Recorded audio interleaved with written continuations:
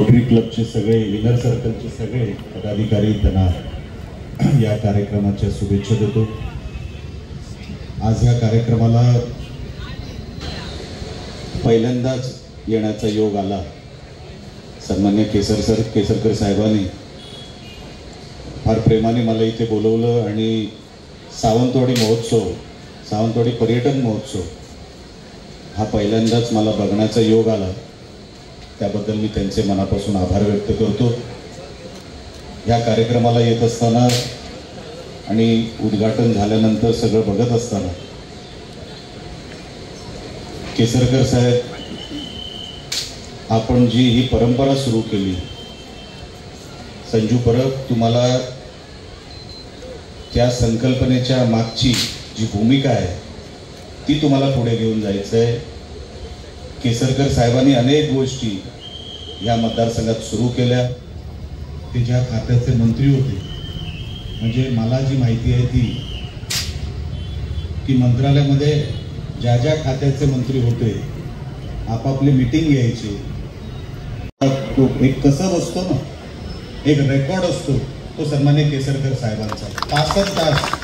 म्हणजे मला माहिती आहे, चिपी विमानतळावर मी विमानाने मुंबईला जात होतो आणि केसरकर साहेब त्याच विमानाने मीटिंग घेण्यासाठी चिपी विमानतळावर थांबले, मीटिंग घेतली अधिकाऱ्यांबरोबर सगळे तिकडच्या वरच्या हॉलमध्ये, आणि त्याच परत विमानाने मुंबईला गेले।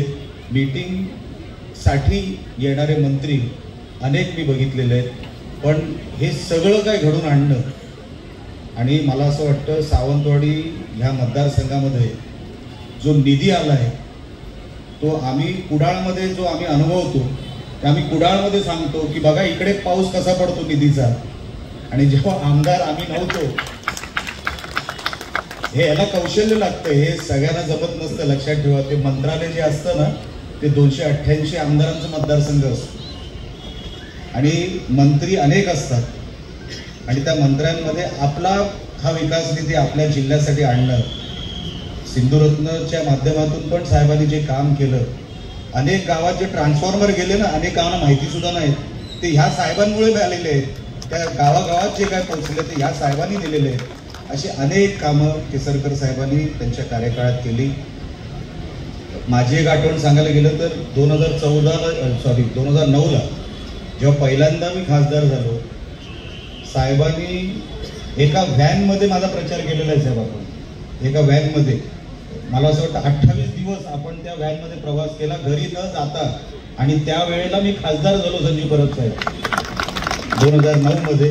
म्हणून साहेब, मनापासून मी आपला आभार व्यक्त करतो। आपण मला इथे बोलवलं, रोटरी आणि सगळ्या इनर सर्कलच्या सगळ्या पदाधिकाऱ्यांचे मी आभार व्यक्त करतो। अतिशय दिमागदार हा सोहळा आपण इकडे साजरा करता, दरवर्षी साजरा करता। इथून पुढे जर माझा कुठे खारीचा वाटा आपल्याला वाटलं की इथे निलेश राणेचा पण खारीचा वाटा इथे आम्हाला मिळावा, साहेब हक्काने कधीही सांगा, मी तुमच्या बरोबर आहे। आपण एका जिल्ह्यातले आहोत, कधीही आपण सांगावं, मी तुमच्या बरोबर आहे। परत एकदा केसरकर साहेब आपले आभार व्यक्त करतो आणि इथे सगळ्या जमलेल्या लोकांचे आभार व्यक्त करून इथेच थांबतो। जय हिंद, जय महाराष्ट्र।